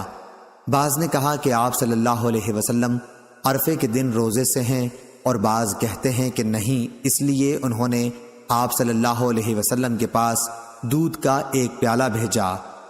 حضرت صلی اللہ علیہ وسلم اس وقت اونٹ پر سوار ہو کر عرفات میں وقوف فرما رہے تھے۔ آپ صلی اللہ علیہ وسلم نے وہ دودھ پی لیا۔ صحیح بخاری حدیث نمبر 1661۔ سالم نے خبر دی کہ حجاج بن یوسف جس سال عبداللہ بن زبیر رضی اللہ عنہ سے لڑنے کے لیے مکے میں اترا تو اس موقع پر اس نے عبداللہ بن عمر رضی اللہ عنہ سے پوچھا کہ عرفہ کے دن وقوف میں آپ کیا کرتے ہیں؟ اس پر سالم رضی اللہ عنہ بولے کہ اگر تو سنت پر چلنا چاہتا ہے تو عرفہ کے دن نماز دوپہر ڈھلتے ہی پڑھ لینا۔ عبداللہ بن عمر رضی اللہ عنہ نے فرمایا کہ سالم نے سچ کہا۔ صحابہ رضی اللہ عنہم حضرت صلی اللہ علیہ وسلم کی سنت کے مطابق ظہر اور عصر ایک ہی ساتھ پڑھتے تھے۔ میں نے سالم سے پوچھا کہ کیا رسول اللہ صلی اللہ علیہ وسلم نے بھی اسی طرح کیا تھا؟ سالم نے فرمایا، اور کس کی سنت پر اس مسئلے میں چلتے ہو؟ صحیح بخاری حدیث نمبر 1662۔ امام مالک نے خبر دی، انہیں ابن شہاب نے، انہیں سالم بن عبداللہ نے کہ عبد الملک بن مروان خلیفہ نے حجاج کو لکھا کہ حج کے کاموں میں عبداللہ بن عمر رضی اللہ عنہ کی اقتدا کرے۔ جب عرفہ کا دن آیا تو عبداللہ بن عمر رضی اللہ عنہ آئے، میں بھی آپ کے ساتھ تھا۔ سورج ڈھل چکا تھا۔ آپ نے حجاج کے ڈیرے کے پاس آ کر بلند آواز سے کہا، حجاج کہاں ہے؟ حجاج باہر نکلا تو ابن عمر رضی اللہ عنہ نے فرمایا، چل جلدی کر، وقت ہو گیا۔ حجاج نے کہا، ابھی سے؟ ابن عمر نے فرمایا کہ ہاں۔ حجاج بولا کہ پھر تھوڑی مہلت دے دیجئے، میں ابھی غسل کر کے آتا ہوں۔ پھر حضرت عبداللہ بن عمر رضی اللہ عنہ اپنی سواری سے اتر گئے۔ حجاج باہر نکلا اور میرے اور میرے والد ابن عمر کے بیچ میں چلنے لگا۔ میں نے اس سے کہا کہ آج اگر سنت پر عمل کی خواہش ہے تو خطبہ مختصر پڑھ اور وقوف میں جلدی کر۔ حضرت عبداللہ بن عمر رضی اللہ عنہ نے فرمایا کہ سالم سچ کہتا ہے۔ صحیح بخاری حدیث نمبر 1663۔ عمر بن دینار نے بیان کیا، کہا ہم سے محمد بن جبیر بن مطعن نے، ان سے ان کے باپ نے کہ میں اپنا ایک اونٹ تلاش کر رہا تھا۔ دوسری سند اور ہم سے مسدد نے بیان کیا، کہا ہم سے سفیان بن عیینہ نے بیان کیا ان سے عمرو بن دینار نے، انہوں نے محمد بن جبیر سے سنا کہ ان کے والد جبیر بن مطعم رضی اللہ عنہ نے بیان کیا، میرا ایک اونٹ کھو گیا تھا تو میں عرفات میں اس کو تلاش کرنے گیا۔ یہ دن عرفات کا تھا۔ میں نے دیکھا کہ نبی کریم صلی اللہ علیہ وسلم عرفات کے میدان میں کھڑے ہیں۔ میری زبان سے نکلا، قسم اللہ کی یہ تو قریش ہیں، پھر یہ یہاں کیوں ہیں؟ صحیح بخاری حدیث نمبر 1664۔ علی بن مسہر نے بیان کیا، ان سے ہشام بن عروہ نے، ان سے عروہ بن زبیر رضی اللہ عنہ نے کہا کہ حمز کے سوا بقیہ سب لوگ جاہلیت میں ننگے ہو کر طواف کرتے تھے۔ حمز قریش اور اس کی آل اولاد کو کہتے تھے، اور بنی کنانہ وغیرہ جیسے خزاع لوگوں کو خدا واسطے کپڑے دیا کرتے تھے۔ قریش کے مرد دوسرے مردوں کو تاکہ انہیں پہن کر طواف کر سکیں، اور قریش کی عورتیں دوسری عورتوں کو تاکہ وہ انہیں پہن کر طواف کر سکیں، اور جن کو قریش کپڑا دیتے وہ بیت اللہ کا طواف ننگے ہو کر کرتے۔ دوسرے سب لوگ تو عرفات سے واپس ہوتے، لیکن قریش مزدلفہ ہی سے جو حرم میں تھا واپس ہو جاتے۔ ہشام بن عروہ نے کہا کہ میرے باپ عروہ بن زبیر نے مجھے ام المومنین حضرت عائشہ رضی اللہ عنہا سے خبر دی کہ یہ آیت قریش کے بارے میں نازل ہوئی کہ پھر تم بھی قریش وہیں سے واپس آؤ جہاں سے اور لوگ واپس آتے ہیں، یعنی عرفات سے۔ سورہ بقرہ۔ انہوں نے بیان کیا کہ قریش مزدلفہ ہی سے لوٹ آتے تھے، اس لیے انہیں بھی عرفات سے لوٹنے کا حکم ہوا۔ صحیح بخاری حدیث نمبر 1665۔ امام مالک نے ہشام بن عروہ سے خبر دی، ان سے ان کے والد نے بیان کیا کہ اسامہ بن زید رضی اللہ عنہ سے کسی نے پوچھا، میں بھی وہیں موجود تھا، کہ حجۃ الوداع کے موقع پر عرفات سے رسول اللہ صلی اللہ علیہ وسلم کے واپس ہونے کی چال کیا تھی؟ انہوں نے جواب دیا کہ آپ صلی اللہ علیہ وسلم پاؤں اٹھا کر چلتے تھے، ذرا تیز، لیکن جب جگہ پاتے ہجوم نہ ہوتا تو تیز چلتے تھے۔ انق تیز چلنے اور نص انق سے زیادہ تیز چلنے کو کہتے ہیں۔ فجوہ کے معنی کشادہ جگہ، اس کی جمع فجوات اور فجاء ہے، جیسے رکوہ مفرد، رکا اس کی جمع، اور سورہ صاد میں مناس کا جو لفظ آیا ہے اس کے معنی بھاگنا ہے۔ صحیح بخاری حدیث نمبر 1666۔ حماد بن زید نے بیان کیا، ان سے یحییٰ بن سعید نے، ان سے موسیٰ بن عقبہ نے، ان سے عبداللہ بن عباس رضی اللہ عنہ کے غلام قریب نے، اور ان سے اسامہ بن زید رضی اللہ عنہ نے، کہ جب رسول کریم صلی اللہ علیہ وسلم عرفات سے واپس ہوئے تھے تو آپ صلی اللہ علیہ وسلم ایک گھاٹی کی طرف مڑے اور وہاں قضائے حاجت کی۔ پھر آپ صلی اللہ علیہ وسلم نے وضو کیا تو میں نے پوچھا، یا رسول اللہ صلی اللہ علیہ وسلم، کیا آپ مغرب کی نماز پڑھیں گے؟ آپ نے فرمایا، نماز آگے چل کر پڑھی جائے گی۔ صحیح بخاری حدیث نمبر 1667۔ جویریہ نے نافع سے بیان کیا، انہوں نے کہا کہ عبداللہ بن عمر رضی اللہ عنہ مزدلفہ میں آ کر نماز مغرب اور عشاء ملا کر ایک ساتھ پڑھتے، البتہ آپ اس گھاٹی میں بھی مڑتے جہاں رسول اللہ صلی اللہ علیہ وسلم مڑے تھے، وہاں آپ قضائے حاجت کرتے، پھر وضو کرتے، لیکن نماز نہ پڑھتے۔ نماز آپ مزدلفہ میں آ کر پڑھتے تھے۔ صحیح بخاری حدیث نمبر 1668۔ اسماعیل بن جعفر نے بیان کیا، ان سے محمد بن حرملہ نے، ان سے ابن عباس رضی اللہ عنہ کے غلام قریب نے، اور ان سے اسامہ بن زید رضی اللہ عنہ نے، کہ میں عرفات سے رسول اللہ صلی اللہ علیہ وسلم کی سواری پر آپ کے پیچھے بیٹھا ہوا تھا۔ مزدلفہ کے قریب بائیں طرف جو گھاٹی پڑتی ہے، جب حضرت صلی اللہ علیہ وسلم وہاں پہنچے تو آپ نے اونٹ کو بٹھایا، پھر پیشاب کیا اور تشریف لائے تو میں نے آپ پر وضو کا پانی ڈالا، آپ نے ہلکا سا وضو کیا۔ میں نے کہا، یا رسول اللہ، اور نماز؟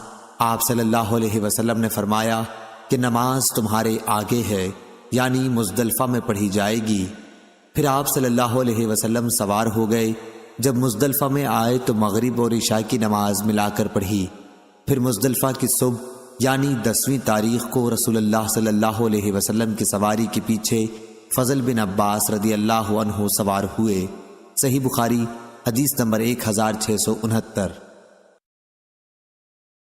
قریب نے کہا کہ مجھے عبداللہ بن عباس رضی اللہ عنہ نے فضل رضی اللہ عنہ کے ذریعے سے خبر دی کہ آن حضرت صلی اللہ علیہ وسلم برابر لبیک کہتے رہے تاکہ جمرہ عقبہ پر پہنچ گئے اور وہاں آپ نے کنکریاں ماریں۔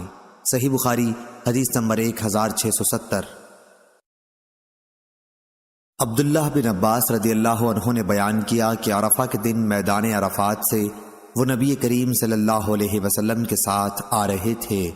آن حضرت صلی اللہ علیہ وسلم نے پیچھے سخت شور، اونٹ ہانکنے کا اور اونٹوں کی مار دھاڑ کی آواز سنی تو آپ صلی اللہ علیہ وسلم ان کی طرف اپنے کوڑے سے اشارہ کیا اور فرمایا، لوگو آہستگی و وقار اپنے اوپر لازم کر لو، اونٹوں کو تیز دوڑانا کوئی نیکی نہیں ہے۔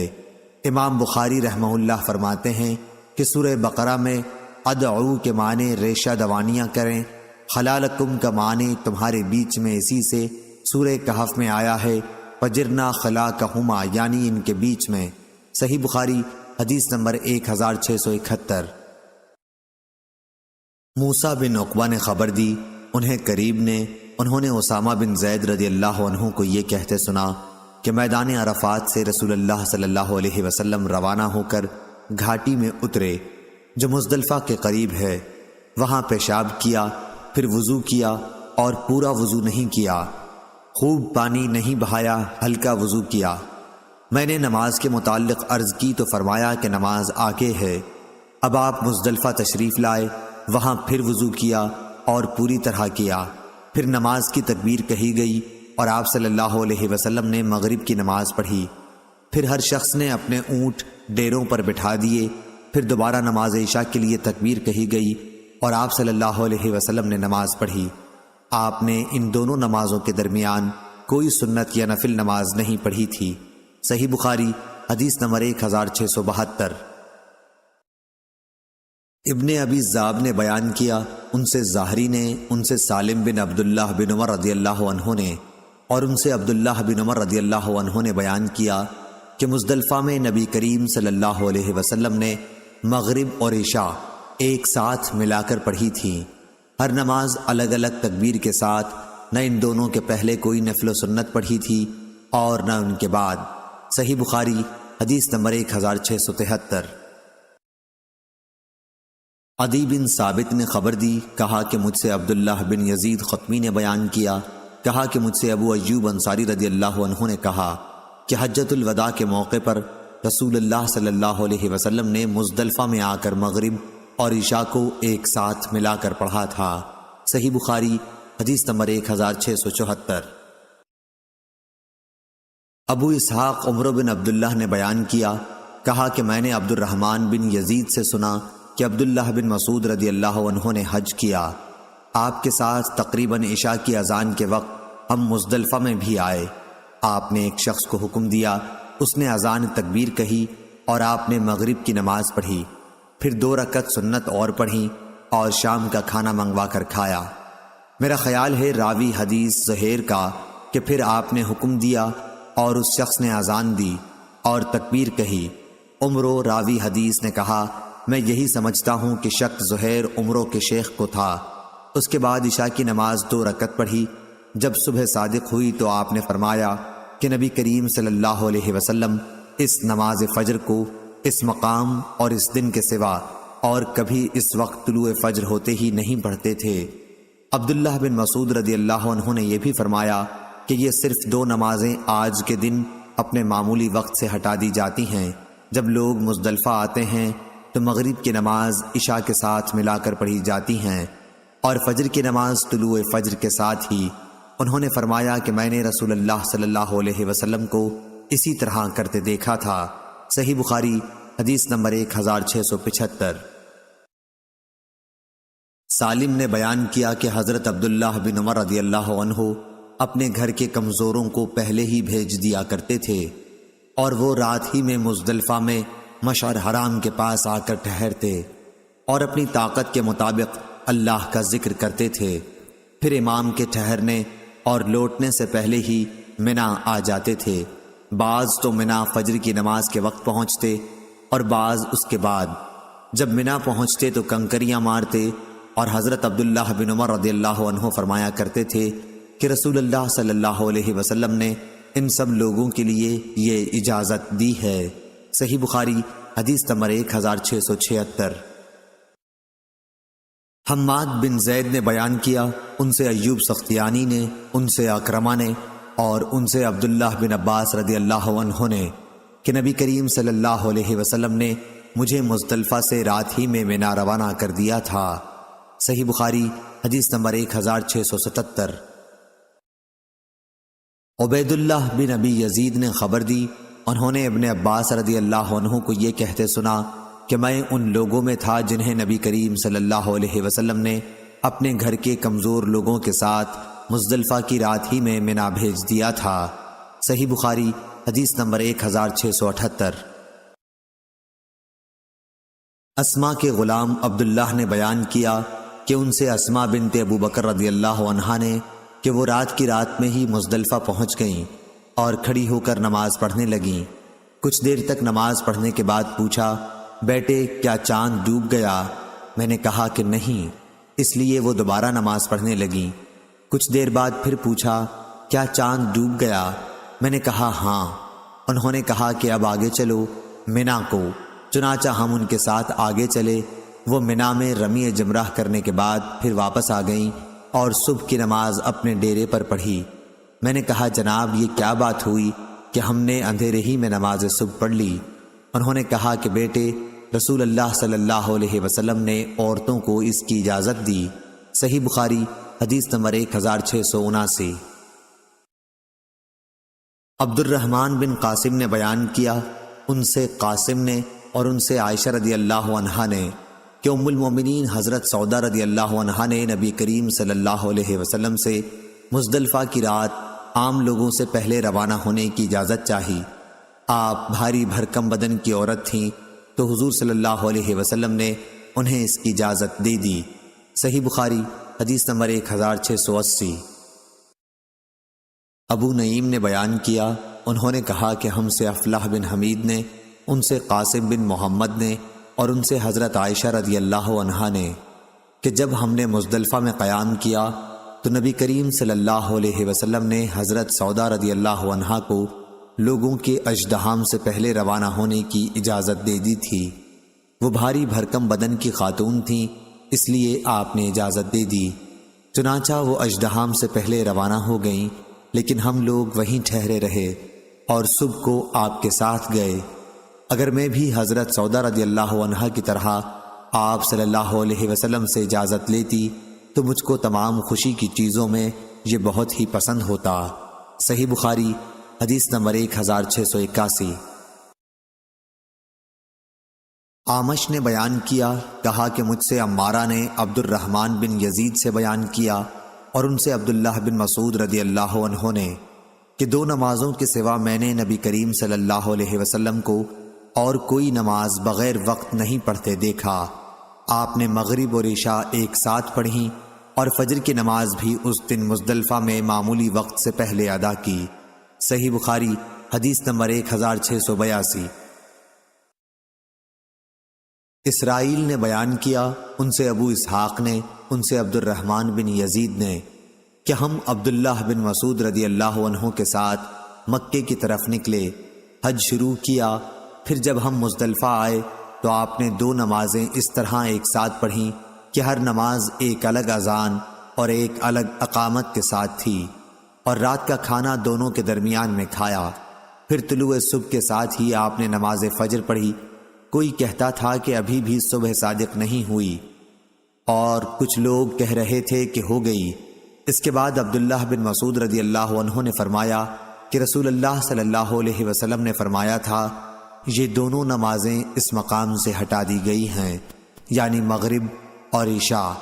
مزدلفہ میں اس وقت داخل ہوں کہ اندھیرا ہو جائے اور فجر کی نماز اس وقت۔ پھر عبداللہ اجالے تک وہیں مزدلفہ میں ٹھہرے رہے اور کہا کہ اگر امیر المومنین حضرت عثمان رضی اللہ عنہ اس وقت چلیں تو یہ سنت کے مطابق ہوگا۔ حدیث کے راوی عبد الرحمن بن یزید نے کہا میں نہیں کہہ سکتا کہ یہ الفاظ ان کی زبان سے پہلے نکلے یا حضرت عثمان رضی اللہ عنہ کی روانگی پہلے شروع ہوئی۔ آپ 10ویں تاریخ تک جمرہ عقبہ کی رمی تک برابر لبیک پکارتے رہے۔ صحیح بخاری حدیث نمبر 1683۔ شعبہ نے بیان کیا، ان سے ابو اسحاق نے، انہوں نے عمرو بن میمون کو یہ کہتے سنا کہ جب عمر بن خطاب رضی اللہ عنہ نے مزدلفہ میں فجر کی نماز پڑھی تو میں بھی موجود تھا۔ نماز کے بعد آپ ٹھہرے اور فرمایا کہ مشرکین جاہلیت میں یہاں سے سورج نکلنے سے پہلے نہیں جاتے تھے، کہتے تھے اے طبیر تو چمک جا۔ نبی کریم صلی اللہ علیہ وسلم نے مشرکوں کی مخالفت کی اور سورج نکلنے سے پہلے وہاں سے روانہ ہو گئے۔ صحیح بخاری حدیث نمبر 1684۔ ابن جریج نے خبر دی، انہیں عطا نے، انہیں ابن عباس رضی اللہ عنہ نے کہ نبی کریم صلی اللہ علیہ وسلم نے مزدلفہ سے لوٹتے وقت فضل بن عباس رضی اللہ عنہ کو اپنے پیچھے سوار کرایا تھا۔ فضل رضی اللہ عنہ نے خبر دی کہ آن حضرت صلی اللہ علیہ وسلم رمی جمرہ تک برابر لبیک پکارتے رہے۔ صحیح بخاری حدیث نمبر 1685۔ وہب بن جریر نے بیان کیا، ان سے ان کے باپ نے بیان کیا، ان سے یونس ایلی نے، ان سے زاہری نے، ان سے عبید اللہ بن عبداللہ نے اور ان سے عبداللہ بن عباس رضی اللہ عنہ نے کہ اسامہ بن زید رضی اللہ عنہ عرفات سے مزدلفہ تک نبی کریم صلی اللہ علیہ وسلم کی سواری پر آپ کے پیچھے بیٹھے ہوئے تھے۔ پھر آپ نے مزدلفہ سے منا جاتے وقت فضل بن عباس رضی اللہ عنہ کو اپنے پیچھے بٹھا لیا تھا۔ انہوں نے کہا کہ ان دونوں حضرات نے بیان کیا کہ نبی کریم صلی اللہ علیہ وسلم جمرہ عقبہ کی سواری تک مسلسل لبیک کہتے رہے۔ صحیح بخاری حدیث نمبر 1686 1687۔ ابو حمزہ نے بیان کیا، کہا کہ میں نے ابن عباس رضی اللہ عنہ سے تمتع کے بارے میں پوچھا تو آپ نے مجھے اس کے کرنے کا حکم دیا۔ پھر میں نے قربانی کے متعلق پوچھا تو آپ نے فرمایا کہ تمتع میں ایک اونٹ یا ایک گائے یا ایک بکری کی قربانی واجب ہے، یا کسی قربانی اونٹ یا گائے بھینس کی میں شریک ہو جائے۔ ابو جمرہ نے کہا کہ بعض لوگ تمتع کو ناپسندیدہ قرار دیتے تھے۔ پھر میں سویا تو میں نے خواب میں دیکھا کہ ایک شخص پکار رہا ہے، یہ حج مبرور ہے اور یہ مقبول تمتع ہے۔ اب میں ابن عباس رضی اللہ عنہ کی خدمت میں حاضر ہوا اور ان سے خواب کا ذکر کیا تو انہوں نے فرمایا اللہ اکبر، یہ تو ابو القاسم صلی اللہ علیہ وسلم کی سنت ہے۔ کہا کہ وہب بن جریر اور غندر نے شعبہ کے حوالے سے یوں نقل کیا ہے، عمرۃ متقبلہ و حج مبرور، اس میں عمرے کا ذکر پہلے ہے، یعنی یہ عمرہ مقبول اور حج مبرور ہے۔ صحیح بخاری حدیث نمبر 1688۔ امام مالک نے خبر دی، انہیں ابو زناد نے، انہیں اعرج اور انہیں حضرت ابو ہریرہ رضی اللہ عنہ نے کہ رسول کریم صلی اللہ علیہ وسلم نے ایک شخص کو قربانی کا جانور لے جاتے دیکھا تو آپ نے فرمایا کہ اس پر سوار ہو جا۔ اس شخص نے کہا کہ یہ تو قربانی کا جانور ہے۔ آپ نے فرمایا کہ اس پر سوار ہو جانا۔ اس نے کہا کہ یہ تو قربانی کا جانور ہے، تو آپ نے پھر فرمایا افسوس، سوار بھی ہو جا۔ ویلک آپ نے دوسری یا تیسری مرتبہ فرمایا۔ صحیح بخاری حدیث نمبر 1689۔ قتادہ نے بیان کیا اور ان سے انس رضی اللہ عنہ نے کہ نبی کریم صلی اللہ علیہ وسلم نے ایک شخص کو دیکھا کہ قربانی کا جانور لیے جا رہا ہے، تو آپ نے فرمایا کہ اس پر سوار ہو جا۔ اس نے کہا کہ یہ تو قربانی کا جانور ہے۔ آپ نے فرمایا کہ سوار ہو جا۔ اس نے پھر عرض کیا کہ یہ تو قربانی کا جانور ہے، لیکن آپ نے تیسری مرتبہ پھر فرمایا کہ سوار ہو جا۔ صحیح بخاری حدیث نمبر 1690۔ لیث بن سعد نے بیان کیا، ان سے عقیل نے، ان سے ابن شہاب نے، ان سے سالم بن عبداللہ نے کہ عبداللہ بن عمر رضی اللہ عنہ نے کہا کہ رسول اللہ صلی اللہ علیہ وسلم نے حجۃ الوداع میں تمتع کیا، یعنی عمرہ کر کے پھر حج کیا، اور آپ ذوالحلیفہ سے اپنے ساتھ قربانی لے گئے۔ حضرت صلی اللہ علیہ وسلم نے پہلے عمرے کے لیے احرام باندھا، پھر حج کے لیے لبیک پکارا۔ لوگوں نے بھی نبی کریم صلی اللہ علیہ وسلم کے ساتھ تمتع کیا، یعنی عمرہ کر کے حج کیا، لیکن بہت سے لوگ اپنے ساتھ قربانی کا جانور لے گئے تھے اور بہت سے نہیں لے گئے تھے۔ جب آن حضرت صلی اللہ علیہ وسلم مکہ تشریف لائے تو لوگوں سے کہا کہ جو شخص قربانی ساتھ لایا ہو اس کے لیے حج پورا ہونے تک کوئی بھی ایسی چیز حلال نہیں ہو سکتی جسے اس نے اپنے اوپر احرام کی وجہ سے حرام کر لیا ہے، لیکن جن کے ساتھ قربانی نہیں ہے تو وہ بیت اللہ کا طواف کر لیں اور صفا اور مروہ کی سعی کر کے بال ترشوا لیں اور حلال ہو جائیں۔ پھر حج کے لیے ازسر نو 8ویں ذی الحج کو احرام باندھیں۔ ایسا شخص اگر قربانی نہ پائے تو وہ 3 دن کے روزے حج ہی کے دنوں میں اور 7 دن کے روزے گھر واپس آ کر رکھے۔ جب آن حضرت صلی اللہ علیہ وسلم مکہ پہنچے تو سب سے پہلے آپ نے طواف کیا، پھر حجر اسود کو بوسہ دیا، 3 چکروں میں آپ نے رمل کیا اور باقی 4 میں معمولی رفتار سے چلے۔ پھر بیت اللہ کا طواف پورا کر کے مقام ابراہیم کے پاس 2 رکعت نماز پڑھی، سلام پھیر کر آپ صفا پہاڑی کی طرف آئے اور صفا اور مروہ کی سعی بھی 7 چکروں میں پوری کی۔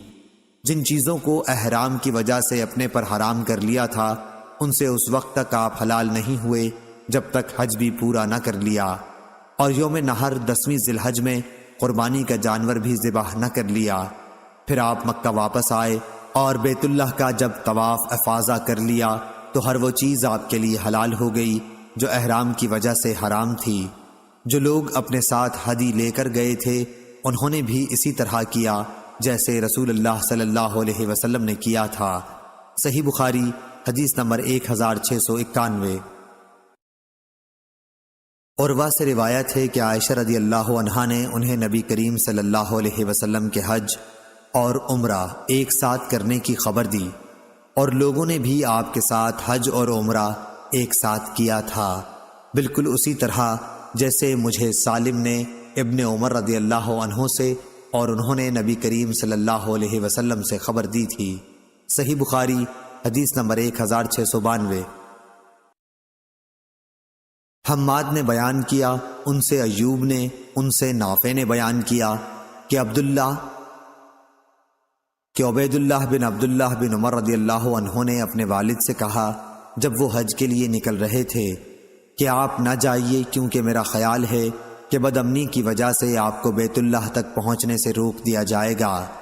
انہوں نے فرمایا کہ پھر میں بھی وہی کام کروں گا جو ایسے موقع پر رسول اللہ صلی اللہ علیہ وسلم نے کیا تھا۔ اللہ تعالیٰ نے فرمایا ہے تمہارے لیے رسول اللہ صلی اللہ علیہ وسلم کی زندگی بہترین نمونہ ہے۔ میں اب تمہیں گواہ بناتا ہوں کہ میں نے اپنے اوپر عمرہ واجب کر لیا ہے۔ چنانچہ آپ نے عمرے کا احرام باندھا۔ انہوں نے بیان کیا کہ پھر آپ نکلے اور جب بیدا پہنچے تو حج اور عمرہ دونوں کا احرام باندھ لیا اور فرمایا کہ حج اور عمرہ دونوں تو ایک ہی ہیں۔ اس کے بعد قدید پہنچ کر ہدی خریدی، پھر مکہ آ کر دونوں کے لیے طواف کیا اور درمیان میں نہیں بلکہ دونوں سے ایک ہی ساتھ حلال ہوئے۔ صحیح بخاری حدیث نمبر 1693۔ معمر نے خبر دی، انہیں زہری نے، انہیں عروہ بن زبیر نے اور ان سے مسعود بن مخرمہ رضی اللہ عنہ اور مروان نے بیان کیا کہ نبی صلی اللہ علیہ وسلم مدینے سے تقریباً اپنے 1000 ساتھیوں کے ساتھ حج کے لیے نکلے۔ جب ذی الحلیفہ پہنچے تو نبی صلی اللہ علیہ وسلم نے ہدی کو ہار پہنایا اور اشعار کیا، پھر عمرے کا احرام باندھا۔ صحیح بخاری حدیث نمبر 1694 1695۔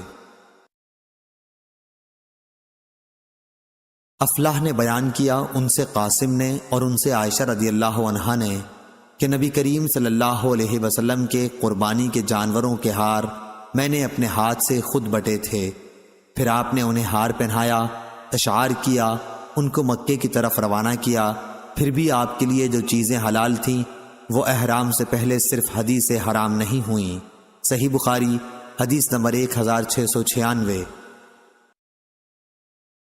نافع نے خبر دی، انہیں ابن عمر رضی اللہ عنہ نے کہ حفصہ رضی اللہ عنہا نے بیان کیا، کہا میں نے کہا یا رسول اللہ اور لوگ تو حلال ہو گئے لیکن آپ حلال نہیں ہوئے، اس کی کیا وجہ ہے؟ آپ نے فرمایا کہ میں نے اپنے سر کے بالوں کو جما لیا ہے اور اپنی ہدی کو قلادہ پہنا دیا ہے، اس لیے جب تک حج سے بھی حلال نہ ہو جاؤں میں درمیان میں حلال نہیں ہو سکتا۔ گوند لگا کر سر کے بالوں کو جما لینا اس کو تلبید کہتے ہیں۔ صحیح بخاری حدیث نمبر 1697۔ ابن شہاب نے بیان کیا ان سے عروہ اور عمرہ بنت عبد الرحمن نے کہ عائشہ رضی اللہ عنہا نے بیان کیا رسول اللہ صلی اللہ علیہ وسلم مدینے سے ہدی ساتھ لے کر چلتے تھے اور میں ان کے قلادے بٹا کرتی تھی، پھر بھی آپ احرام باندھنے سے پہلے ان چیزوں سے پرہیز نہیں کرتے تھے جن سے ایک محرم پرہیز کرتا ہے۔ صحیح بخاری حدیث نمبر 1698۔ افلاح بن حمید نے بیان کیا ان سے قاسم نے اور ان سے عائشہ رضی اللہ عنہا نے بیان کیا کہ میں نے نبی کریم صلی اللہ علیہ وسلم کی ہدی کے قلادے خود بٹے تھے، پھر آپ نے انہیں اشعار کیا اور ہار پہنایا یا میں نے ہار پہنایا، پھر آپ نے بیت اللہ کے لیے انہیں بھیج دیا اور خود مدینہ میں ٹھہر گئے، لیکن کوئی بھی ایسی چیز آپ کے لیے حرام نہیں ہوئی جو آپ کے لیے حلال تھی۔ صحیح بخاری حدیث نمبر 1699۔ امام مالک نے خبر دی، انہیں عبداللہ بن ابی بکر بن عمر بن حزم نے خبر دی، انہیں عمرہ بنت عبد الرحمن نے خبر دی کہ زیاد بن ابی سفیان نے عائشہ رضی اللہ عنہا کو لکھا کہ عبداللہ بن عباس رضی اللہ عنہ نے فرمایا ہے کہ جس نے ہدی بھیج دی اس پر وہ تمام چیزیں حرام ہو جاتی ہیں جو ایک حاجی پر حرام ہوتی ہیں تاکہ اس کی ہدی کی قربانی کر دی جائے۔ عمرہ نے کہا کہ اس پر حضرت عائشہ رضی اللہ عنہا نے فرمایا عبداللہ بن عباس رضی اللہ عنہ نے جو کچھ کہا مسئلہ اس طرح نہیں ہے، میں نے نبی کریم صلی اللہ علیہ وسلم کے قربانی کے جانوروں کے قلادے اپنے ہاتھوں سے خود بٹے ہیں، پھر آن حضرت صلی اللہ علیہ وسلم نے اپنے ہاتھوں سے ان جانوروں کو قلادہ پہنایا اور میرے والد محترم ابو بکر رضی اللہ عنہ کے ساتھ انہیں بھیج دیا، لیکن اس کے باوجود آپ صلی اللہ علیہ وسلم نے کسی بھی ایسی چیز کو اپنے اوپر حرام نہیں کیا جو اللہ نے آپ صلی اللہ علیہ وسلم کے لیے حلال کی تھی، اور ہدی کی قربانی بھی کر دی گئی۔ صحیح بخاری حدیث نمبر 1700۔